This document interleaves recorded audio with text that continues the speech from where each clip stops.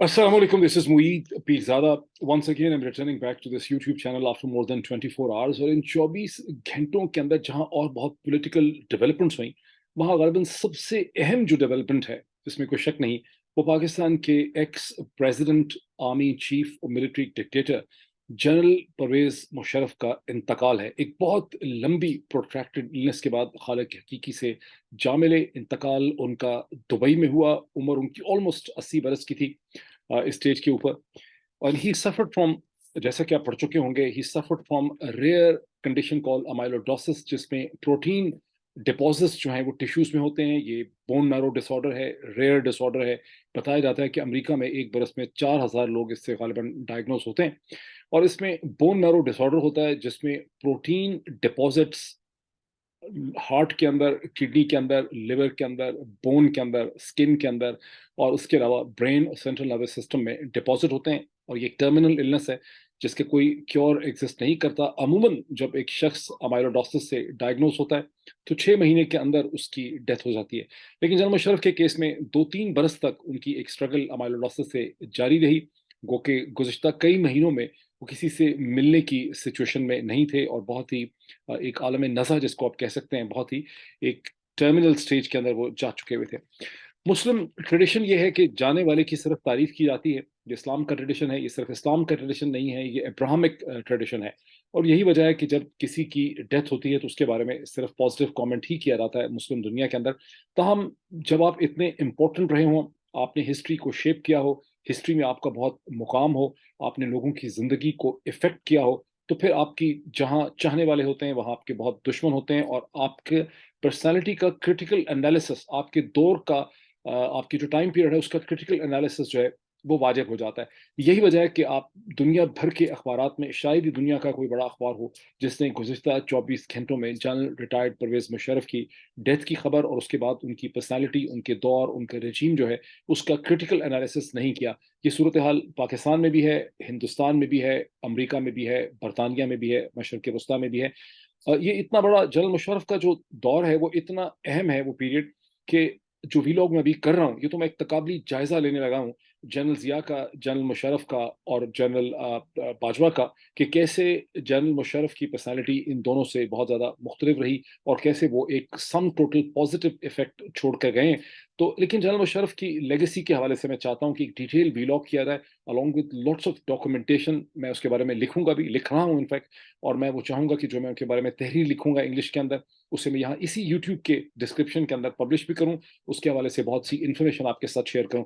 लेकिन अभी मेरा कमेंट जो है वो बड़ा ब्रीफ है। जैसे कि मैंने कहा कि जब आप इतने इंपॉर्टेंट रहे हों हिस्ट्री को शेप करने में, तो आपकी पर्सनैलिटी, आपके टाइम पीरियड का एक क्रिटिकल एनालिसिस होगा और आप उस क्रिटिकल एनालिसिस से बच नहीं सकते। और यही वजह है कि तमाम अखबारात में ये क्रिटिकल एनालिसिस आप देखते हैं। मैं आपके साथ स्क्रीन शेयरिंग करना चाहता हूँ सिर्फ एक आर्टिकल की। ये एक डॉन ही का एक रिपोर्ट है, डॉन न्यूज़पेपर की, जिसके अंदर मुख्तलिफ पाकिस्तानी सियासतदान और ओपिनियन मेकर्स के ट्वीट्स का जिक्र किया गया है। सिर्फ उनको डिस्क्राइब किया गया है कि डिफरेंट लोगों ने अपने पॉइंट ऑफ व्यू से जनरल मुशर्रफ की डेथ और पैसिंग अवे जो है उसके ऊपर उन्होंने किस तरह से कमेंट किया। सो allow me to share the screen with you very quickly. मैं ये स्क्रीन आपके सामने ले आता हूँ और इसको थोड़ा सा मैं अगर साइड पे ले जाऊं और इसको बड़ा भी कर दूं। ये देखिए, mix emotions, politicians analyst tweet about Musharraf legacy. बड़ा इंटरेस्टिंग है, हर पॉलिटिशियन जिसका अपना एक पर्सपेक्टिव है। सबसे पहले जो आप सब हेडिंग देखते हैं वो है पाकिस्तान फर्स्ट। और यहाँ पे जिक्र है फवाद हुसैन साहब के, चौधरी फवाद हुसैन, जो तहरीक इंसाफ के सीनियर वाइस प्रेसिडेंट भी हैं, पाकिस्तान के एक्स इंफॉर्मेशन मिनिस्टर रह चुके हैं। वो ट्वीट में कहते हैं कि परवेज मुशर्रफ इंतकाल कर गए। वो बहुत बड़े इंसान थे, उनके दोस्त छोटे साबित हुए। हमेशा पाकिस्तान फर्स्ट उनकी सोच और नज़रिया था। खुदाए गरीक रहमत, खुदाए गरीक रहमत करे, गरीक रहमत करे। आई एम सॉरी, मेरी उर्दू यहाँ पे जवाब देगी ये गरीक लफ्ज़ का मतलब क्या है। I am not 100% sure on it. लेकिन छोटे कौन से इंसान थे, ये बड़ा जुबानी किस्म का कमेंट उन्होंने किया। एक चीज़ मैं आपको क्लियर कर दूं कि फवाद हुसैन ने जब जनरल मुशर्रफ प्रेसिडेंट थे उनसे किसी किस्म का कोई फ़ायदा नहीं उठाया। और फवाद हुसैन ने, चौधरी फवाद ने जनरल मुशर्रफ को उस वक्त ज्वाइन किया जब जनरल मुशर्रफ ताकत में नहीं थे। उन्होंने एक सियासी जमात बनाई, ये वो सियासी जमात थी जिसे कुछ अरसे के लिए फवाद ने ज्वाइन किया। लेकिन फवाद किसी भी तरह पे कोई पोजीशन होल्डर नहीं थे जब जनरल मुशर्रफ प्रेसिडेंट थे या आर्मी आर्मी चीफ थे। अच्छा, उसके बाद اور میری بھی جنرل مشرف سے جو پہلی ملاقات ہوئی ہے، ویسے تو میں نے 2 ان کے سیمینارز، ان کی ٹاکس میں نے اٹینڈ کی. ایک میں نے نیو یارک میں اٹینڈ کی جب ڈاکٹر ملیحہ لودھی پاکستان کی ایمبیسڈر تھیں. سیکنڈ ٹائم واشنگٹن کے اندر تو وہ ایک ٹاک تھی جس میں بہت لوگ انوائٹیڈ تھے جو پاکستانی ڈائسپورا تھا. وہاں مجھے ان کی تقریر سننے کا موقع ملا، just like one of the spectators and audience. اس کے بعد لندن میں ان کا ایک ڈنر تھا جہاں ہائی کمیشن، اس وقت ملیحہ لودھی ہی ہائی کمشنر تھی، اور باقاعدہ ہائی کمیشن نے وہ ٹکٹ سیل کیے کہ اس ڈنر کے لیے 100 پاؤنڈس پر پرسن تھا. وہ میں نے بھی خریدا باقی لوگوں کی طرح. I was invited there. وہ ایک سیکنڈ ٹائم مجھے ان کی ٹاک سننے کا موقع ملا. آئی اسٹارٹیڈ ٹو میٹ ہم ون آن ون. میرا ان کے ساتھ ٹیلی ویژن انٹریکشن شروع ہوا جب وہ پاکستان کے پریزیڈنٹ نہیں رہے تھے 2008 کے اگست اور سپٹمبر کے بعد. پھر میری جنرل مشرف کے ساتھ بہت میٹنگز ہوئی. اسلام آباد میں ان کے ساتھ میٹنگز ہوئی. انٹرویو کرنے کا موقع ملا کراچی میں جب وہ مقیم تھے، جب ان کا کیس چل رہا تھا. اپنی صاحبزادی کے گھر میں تھے کراچی میں، I think it's Karachi Clifton.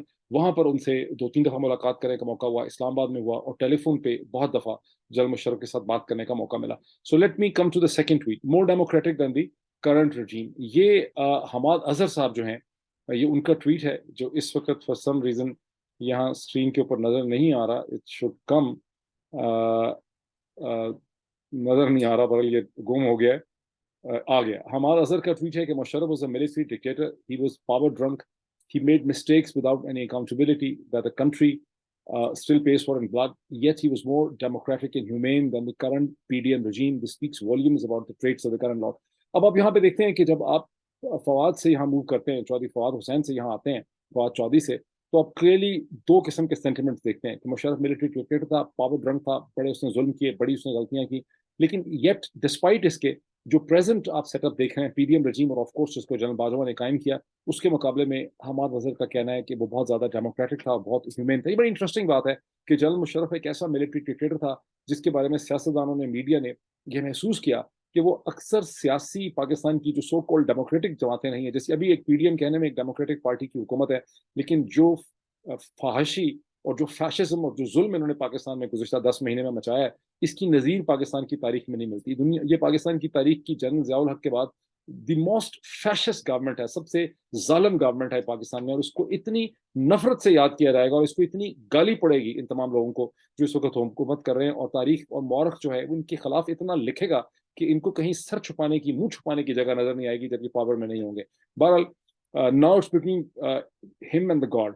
فرحت اللہ بابر صاحب بڑے امپورٹنٹ پاکستان پیپلز پارٹی کے پرانے ایڈیولوجیکل لیڈر ہیں، جن کا کہنا یہ ہے کہ general Musharraf has died, now it's between him and the God, so no acrimonious remarks.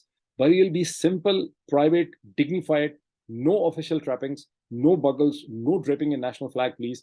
No affront to constitution, to people, to parliament, even if they are weak and helpless today. Very interesting comment ہے کہ no affront to constitution, to people, to parliament, even if they are weak and helpless today. اب فرحت اللہ بابر صاحب سے سچ نکل گیا.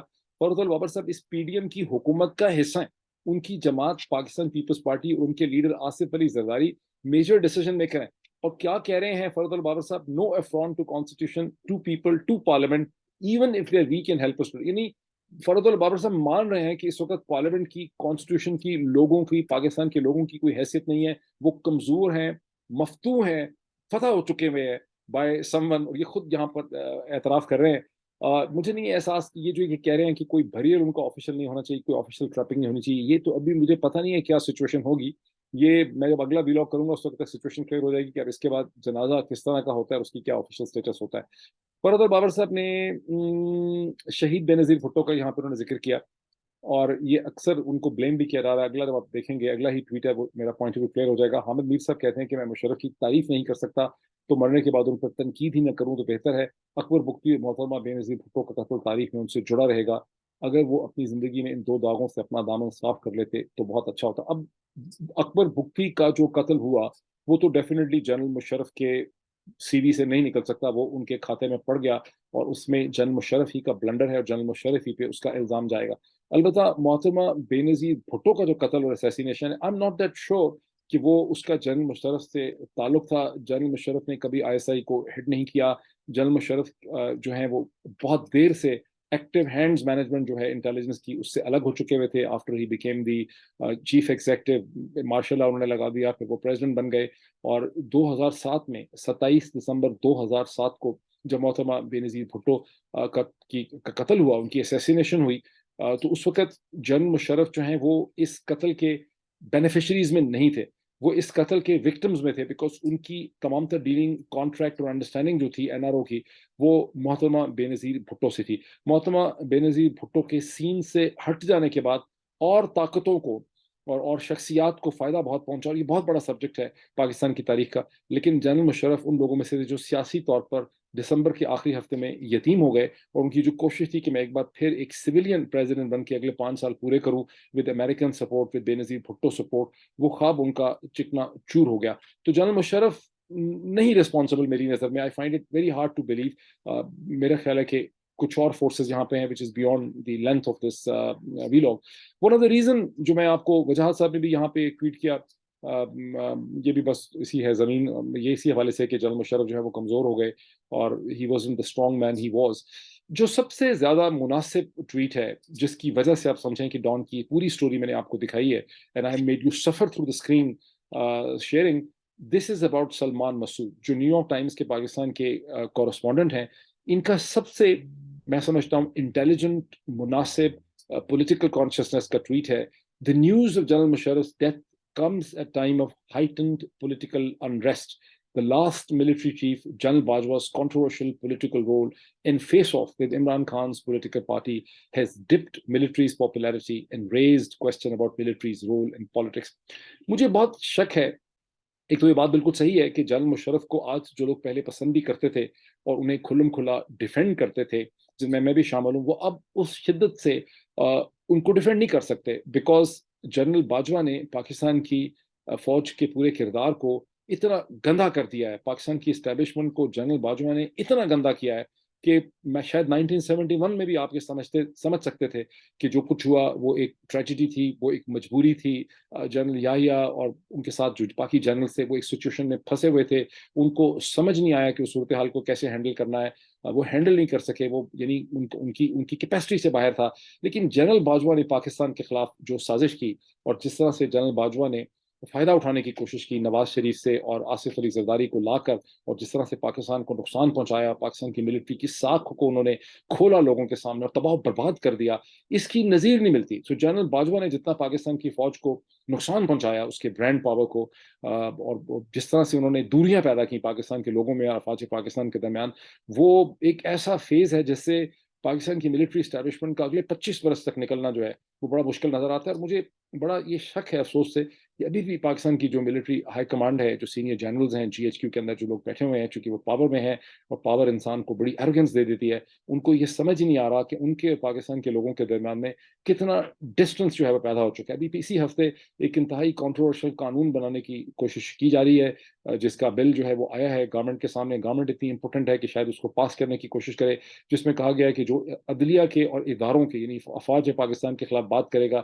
کسی بھی medium کے ذریعے، سوشل میڈیا کے ذریعے، اخبارات کے ذریعے، ٹیلی ویژن کے ذریعے، اس کو 5 سال کی امپریزنمنٹ ہو سکتی ہے. یعنی ابھی بھی اتنی وارپڈ، اتنی وارپڈ اور اتنی فلاڈ تھنکنگ پائی جاتی ہے GHQ کے اندر کہ وہ سوچ رہے ہیں کہ اس قسم کے نان سینسیکل قوانین بنانے سے وہ اپنی اس برانڈ پاور کو واپس لا سکتے ہیں، جو خالصتاً پاکستان کے عوام، پڑھی لکھی انٹیلیجنسیا، میڈیا اور افواج پاکستان کے درمیان ایک رومانس تھا، ایک محبت کا ریلیشن شپ تھا، ایک عقیدت کا ریلیشن شپ تھا، ایک لکنگ اپ کا ریلیشن شپ ہوتا ہے، that you look up to someone. وہ سارا ریلیشن شپ جنرل باجوہ نے سمجھیں کہ پورا پاکستان کا جو نیوکلیئر آرسنل تھا وہ افواج پاکستان کے اوپر انہوں نے اسپینڈ کر دیا. ٹھیک ہے، اس کے بعد یہ قانون بنا کے کہ 5 سال 15 سال کسی کو جیل میں ڈالیں گے. جس طرح سے شہید ارشد شریف کا قتل پاکستان کی ملٹری اسٹیبلشمنٹ کے اوپر پڑ گیا ہے، کیونکہ جنرل باجوہ کی لیگیسی سے وہ ڈسکنیکٹ نہیں ہو سکتا. جنرل مشرف جو ہیں ان کو آپ ڈسکنیکٹ کر سکتے ہیں محترمہ بے نظیر بھٹو سے، لیکن جنرل باجوہ کو آپ ارشد شریف کے قتل سے کسی بھی طرح سے ڈسکنیکٹ جو ہے نہیں کر سکیں گے. ایک میں آپ کو ٹویٹ اس میں دکھانا چاہ رہا تھا، صرف وہ اب نہیں مل سکے گا. وہ ہے جو Indian journalist Shashi Tharoor, journalist ان کو نہیں کہنا چاہیے، he is an intellectual, Shashi Tharoor نے ان کے بارے میں جو ٹویٹ کیا وہ میں نہیں دکھا سکتا بیکاز وہ لیپس کر گیا ڈون میں، کہ کیسے general Musharraf was really sincere about a peace process between India and Pakistan, اور 2004 اور 2005 کے بعد انہوں نے اس کے لیے بہت زیادہ کوشش کی. بہت اس کے بارے میں لکھا گیا ہے کہ ان کا جو 4 پوائنٹ ایجنڈا تھا کشمیر کے حوالے سے، ہندوستان کے ساتھ صلح کرنے کے حوالے سے، وہ ایک بڑا ریشنل چیز تھی. اور اگر ان کا رجیم اس وقت 2007 میں ختم نہ ہوتا، اگر وہ ایز اے پریزیڈنٹ کنٹینیو کر سکتے، وہ آف کورس بڑا کنٹروورشل تھا ان کا پریزیڈنٹ کنٹینیو کرنا، تو ہندوستان اور پاکستان کے درمیان شاید ایک سسٹینیبل، ایک کریڈیبل، ایک کنٹینیوئنگ قسم کے پیس کی وہ بنیاد ڈال سکتے تھے۔ یہ ایک امپورٹنٹ پوائنٹ ہے۔ اب ہم آ جاتے ہیں اس چیز کے اوپر کہ میں اپنا کامنٹ اس میں کچھ آپ کو دے دوں۔ جنرل ضیاء جو ہیں، انہوں نے پاکستان کی افواج اپنے بارے میں جو تاثر چھوڑا، وہ ایک انتہائی ظالم آدمی کا، ایک چالاک، ایک مکار، ایک منافق آدمی کا انہوں نے جو ہے نا ایک بیک گراؤنڈ چھوڑا، اس کا ایک انہوں نے امپریشن چھوڑا، جو ظالم تھا، جس نے جرنلسٹ کو کوڑے لگائے، جس نے جو کہا اس کے خلاف بات کی، جو بات کرتا تھا۔ سی ایم ایل اے کے بارے میں لوگ کہتے تھے، چیف مارشل ایڈمنسٹریٹر کے بارے میں جوک تھا اس زمانے میں پاکستان میں، وہ یہ تھا کہ کینسل بائی لاسٹ آرڈر، یہ پتہ نہیں authorization, C M L A cancel my last authorization اور سم تھنگ لائک دس، کہ وہ جو بات کرتے تھے انہوں نے کہا جی میں 90 دن کے بعد الیکشن کرواؤں گا، 90 دن کے بعد، 90 سال ان کا پلان تھا بیٹھ کے حکومت کرنے کا۔ تو بہت ہی گندا امپریشن جو ہے منافقت کا، جھوٹ کا، مکاری کا جنرل ضیاء نے قائم کیا اور لوگوں کے اوپر چھوڑا، اور پاکستان کے لٹریچر نے، پاکستان کے ادب نے، پاکستان کے لوگوں نے اسے پرسیو کیا۔ وہ کبھی میں پھر آپ کو اس کے زمانے کے جوک ان کو سناؤں گا۔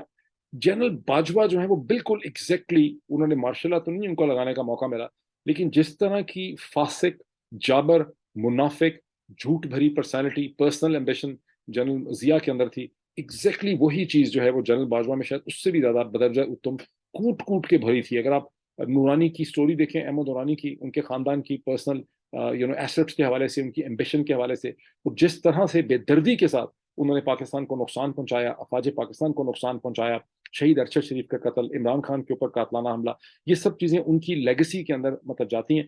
تو جب اس سارے بیک گراؤنڈ اور تسلسل میں آپ دیکھتے ہیں تو آپ کو لگتا ہے کہ جنرل ضیاء کے ظلم و جبر کے بعد جنرل مشرف کا جو ٹائم پیریڈ تھا، وہ پاکستان کی وہ ایک بڑا ہیومین ٹائم پیریڈ تھا، اور اس کی ہیومینٹی کا وہ امپریشن تھا جس میں پاکستان کی ملٹری کو پرسیو کیا گیا آنے والے 10 15 20 برس میں، اور وہ سارا جو ایک پازیٹیو امپریشن تھا اسے تباہ و برباد کر دیا جنرل باجوہ کی منافقت نے اس کے بعد۔ اب what were the major flaws, جس کی طرف میں آ جاؤں جنرل مشرف کی، پہلے فلاز کی بات کر لیتے ہیں۔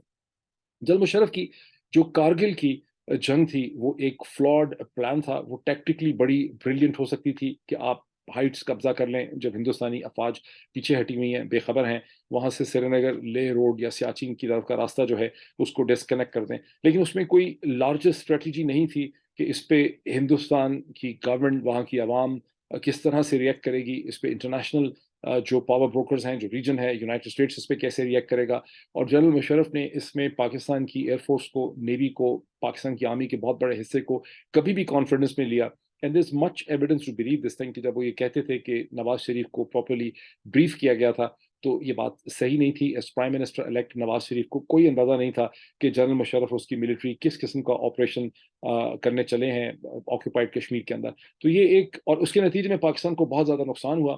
کارگل بہت ہی ٹاکسک تھا پاکستان کے لیے، بیکاز کارگل کے بعد جو ایک after the nuclear explosions in India and Pakistan, جو ایک پاسبلٹی تھی ایک سسٹینیبل پیس ڈیولپ ہونے کی، اس کو کارگل نے تباہ کر دیا۔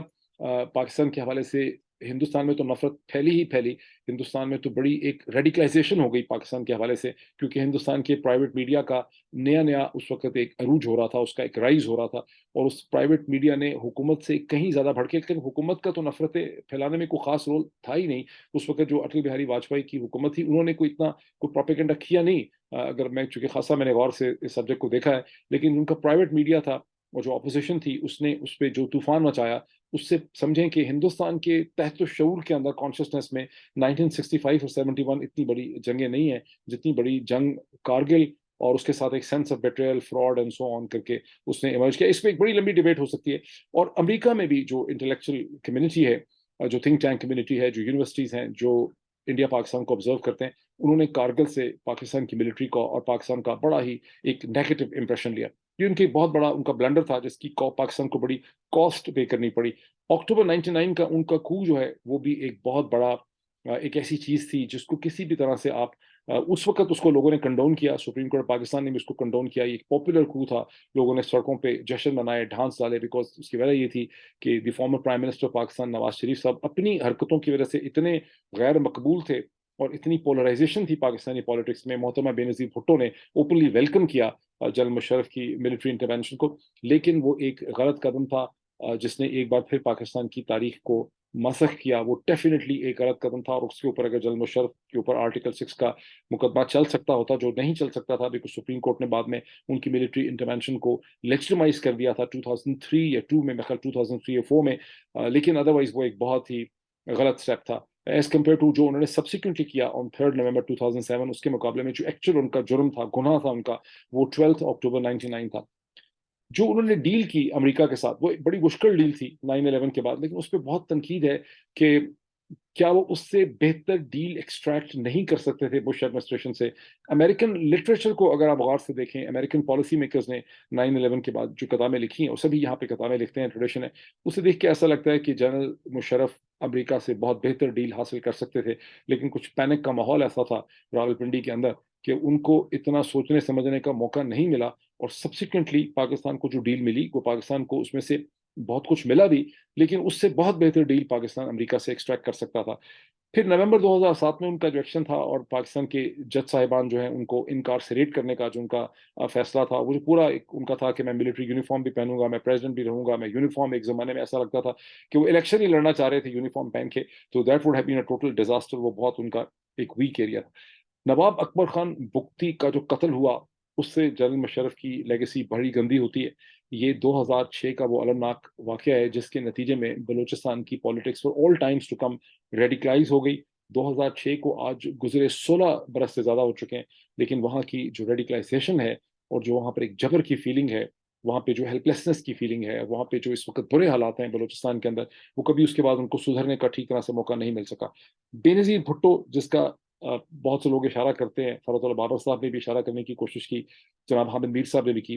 I am not really convinced کہ بے نظیر بھٹو کے ساتھ کے قتل کے ساتھ جنرل مشرف کا تعلق تھا، کیونکہ بہت سے لوگ سمجھتے ہیں کہ ان کا اس کے ساتھ تعلق تھا. جنرل مشرف کی جو اچیومنٹس ہیں، اگر ہم ان کے اوپر آ جائیں، تو پہلی بات تو یہ ہے کہ ایون 9/11 ہونے سے پہلے جنرل مشرف نے انٹرنیشنل مالیاتی ادارے، world bank, Asian development bank اور IMF کے ساتھ بہت بہتر پروفیشنل ریلیشن شپ ڈیولپ کرنے کی کوشش کی. اس میں وہ کامیاب ہوئے. پاکستان کی ٹوٹلی بینکرپٹ اکانومی ان کو ملی تھی، جس طرح سے اس وقت پاکستان کی اکانومی ٹوٹلی بینکرپٹ ہے. اکتوبر 99 میں بھی پاکستان کی اکانومی کے بہت ہی برے حالات تھے، بہت کم اس کے ریزلٹس تھے. میرا خیال ہے آج سے بھی زیادہ اس وقت شاید بری سچویشن تھی، ریزلٹس کی بالکل نیگیٹو صورتحال میں تھے. اور انہوں نے بتدریج، حالانکہ ان کا جو کو تھا وہ انٹرنیشنلی ان ایکسیپٹیبل کو تھا، امریکہ اور مغربی دنیا نے اس کو بڑا ناپسندگی سے دیکھا، ان کو شروع میں کوئی سپورٹ نہیں ملی 9/11 ہونے تک، لیکن اس کے باوجود انہوں نے اکانومی کو سدھارنا شروع کر دیا تھا سیلف ہیلپ کی بیسس کے اوپر. یہ تو پہلا بڑا امپورٹنٹ پوائنٹ ہے. پھر اس کے بعد US کے ساتھ جو انہوں نے ڈیل کی، اس میں جو شوکت عزیز جب پرائم منسٹر بنے، اور اس کے بعد جو پیرس کلب کے ساتھ $12.5 بلین کی ریسکیجولنگ ہوئی پاکستان کے ڈیٹس کی، اس کو پوسٹ پون کیا گیا. اس سے پاکستان کو اکنامکلی بڑی بریدنگ سپیس ملی. اوور آل جنرل مشرف کے جو 8 9 برس ہیں، اس کے اندر پاکستان کی اکانومی کو بہت بہتر مینیج کیا گیا. پاکستان میں بہت سے انفلوز ہوئے، انویسٹمنٹ ہوئی، جس کا میں بھی مزید بھی ذکر کرتا ہوں، جس میں جو ڈیجیٹائزیشن کے حوالے سے جس طرح سے پاکستان کے ٹیلی کام سیکٹر کی اوپننگ ہوئی، پاکستان کے اندر جس طرح سے بینکنگ ریفارمز ہوئیں، اس وجہ سے پاکستان کو بڑا کانفیڈنس ملا. یہ وہ ٹائم پیریڈ تھا جنرل مشرف کا جس میں بہت بڑی تعداد میں پاکستانی ڈائسپوراز جو امریکہ میں تھے، برطانیہ میں تھے، انہوں نے پاکستان کا رخ اختیار کیا، بیکاز پاکستان کے اندر سے ایک پازیٹیو فیلنگ اور ہوپ پیدا ہوتی تھی. جس طرح سے عمران خان کی حکومت نے ایک بہت ہی مشکل حالات میں ان کو حکومت ملی، لیکن اس کے بعد انہوں نے ایک ایسی ہوپ پیدا کی کہ دنیا بھر میں پاکستان کے بارے میں ایک امید پیدا ہونے لگی. کیونکہ جب حالات اتنے برے ہوں جتنے پاکستان کے حالات ہیں اور رہے ہیں، تو ہوپ بڑی امپورٹنٹ ہوتی ہے. اور یہ جو باجوہ زرداری نواز سازش تھی، اس کے نتیجے میں پاکستان سے ہوپ ختم ہو گئی ہے. That's the important point. So general Musharraf نے ہوپ پیدا کی آفٹر ویری بیڈ سچویشن، جس کی وجہ سے بہت بڑی تعداد میں پاکستانی ڈائسپوراز اپنی پروفیشنل کیپیسٹیز لے کر پاکستان میں آئے. انویسٹمنٹ ہوئی، دنیا نے پاکستان کو سیریسلی دیا، پازیٹیو اس کو ایک پروجیکشن جو ہے ملی، بینکنگ، ٹیلی کام. لیکن غالباً پاکستان کی امیج کے لیے انہوں نے بہت بڑا کام کیا. لیکن جو سب سے بڑی ان کی contribution as a media person میری نظر میں ہے، اور میں سمجھتا ہوں تمام میڈیا کی نظر میں ہونی چاہیے، کہ انہوں نے پاکستان کے اندر پرائیویٹ سیٹلائٹ میڈیا کے دور کا فارملی آغاز کیا. کسی قسم کا ان کے اوپر پریشر نہیں تھا کہ وہ یہ کرتے. اس سے پہلے ہندوستان میں فرسٹ گلف وار کے بعد 91 92 سے بہت تیزی سے ایک پرائیویٹ سیٹلائٹ میڈیا کا آغاز ہو چکا تھا. سو جب جنرل مشرف نے 99 میں اور 2000 میں پرائیویٹ میڈیا کو لبریٹ کرنے کی کوشش کی، اس کا پلان بنایا، جاوید جبار ان کے ساتھی تھے اس پورے ویژن کے اندر، تو ہندوستان میں اس پورے پروسیس کو 10 برس سے زیادہ بیت چکے تھے۔ ان 10 برس میں پاکستان میں 3 یا 4 سویلین الیکٹڈ گورنمنٹس آئیں، جس میں 2 دفعہ محترمہ بینظیر بھٹو کی اور 2 دفعہ نواز شریف کی حکومت آئی، اور یہ لوگ میڈیا کی آزادی کے ہر طرح سے خلاف تھے۔ اس کو مطلب فری کرنا تو دور کی بات ہے، یہ مسلسل میڈیا پہ کریک ڈاؤن کرتے رہے، جرنلسٹ کو ہراساں کیا گیا، ان کو گرفتار کیا گیا، ان کے اوپر کیسز بنائے گئے۔ جنرل مشرف کا میڈیا کی طرف ایک بہت ہی لبرل ایٹیٹیوڈ تھا، جس کی بہت بڑی وجہ مجھے سمجھ آتی ہے کہ جنرل مشرف ان ریئر پاکستانی آرمی لیڈرز میں سے تھے جو خالصتاً اربن بیک گراؤنڈ کے تھے، وہ رورل بیک گراؤنڈ سے آئے نہیں ہیں۔ جو رورل بیک گراؤنڈ کی لمیٹیشنز ہوتی ہیں ہیومن مائنڈ کے لیے، انہیں ایک لائف ٹائم میں کور کرنا بڑا مشکل ہوتا ہے۔ پاکستان میں رورل کلچر کو بڑا گلوریفائی کیا جاتا ہے، کوئی چیز نہیں ہے رورل کلچر میں گلوریفائی کرنے والی عصر حاضر کے اندر۔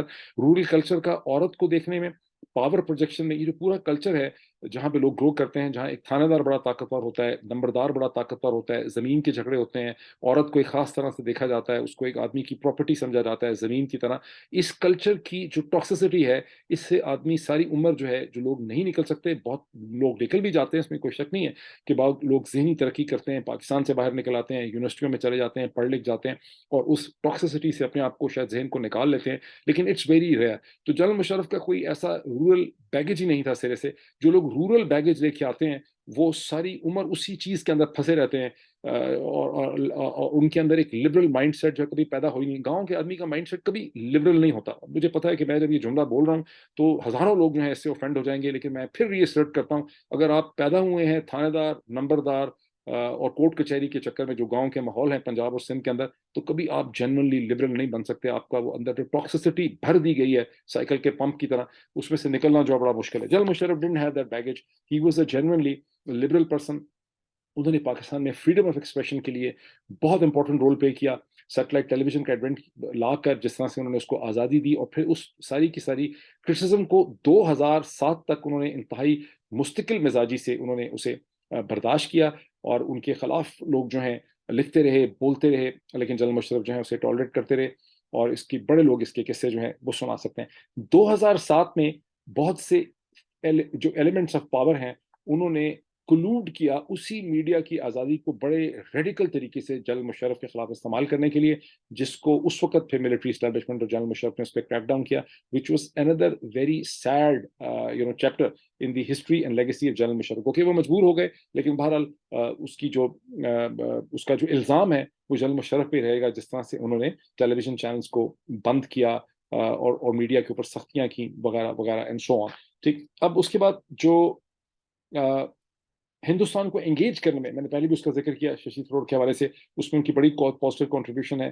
اگر ان کو چند برس اور ملتے تو مجھے بہت امید ہے کہ ایک سسٹینیبل پیس کی وہ بنیاد ڈال سکتے تھے۔ بہرحال ان کو اپرچونیٹی نہیں ملی، اور اس وقت ہندوستان پاکستان کے جو ریلیشن شپ ہیں وہ بہت ہی بری صورتحال کے اندر ہیں۔ ان کی فیملی ویلیوز اور ان کی جو لیگیسی ہے اس حوالے سے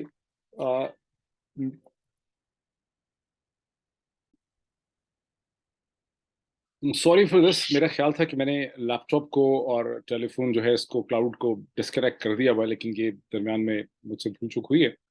just winding it up, general Musharraf کی پرسنالٹی میں ایک خاص قسم کی ہیوملٹی تھی۔ یہ اور بات ہے کہ جو طاقت پہ تھے، میں نے ان کو اس وقت اس رول میں دیکھا نہیں ہے۔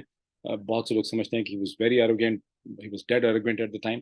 لیکن میں ایک انسٹنس آپ کو بتاؤں گا کہ جب جیو ٹیلی ویژن پہ پولیس نے لاٹھی چارج کرتے ہوئے کہیں شیشے ویشے توڑ دیے 2007 میں، جب بکلا کی تحریک چل رہی تھی، تو اس کے چند گھنٹوں کے بعد جنرل مشرف نے جیو ٹیلی ویژن کو اور حامد میر کو انہوں نے ذاتی طور پہ کال کی اور ان سے اپولوجائز کیا۔ اس طرح کی وہ چیزیں کرتے رہتے تھے۔ میں نے بہرحال ان کو جتنی ان کے ساتھ میٹنگز ہوئیں اسلام آباد میں، کراچی میں، I found him to be a humble man, a human person، جو ان کے اور بہت سے جو کولیگز ہیں ان کے اندر میں نے اس قسم کی ہیومینٹی جو ہے وہ میں نے نہیں دیکھی ہے، سوری ٹو سے۔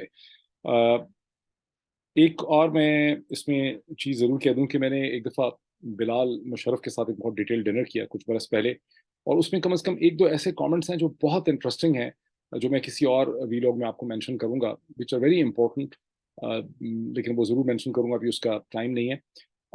جیسے کہ میں نے شروع میں کہا کہ میں جنرل مشرف کی لیگیسی کے حوالے سے ایک ڈاکومنٹڈ قسم کا ڈیڈیکیٹڈ ویلاگ کروں گا، اس پہ لکھ بھی رہا ہوں۔ وہ میں آپ سے شیئر کروں گا. Wait for that. Thank you so much.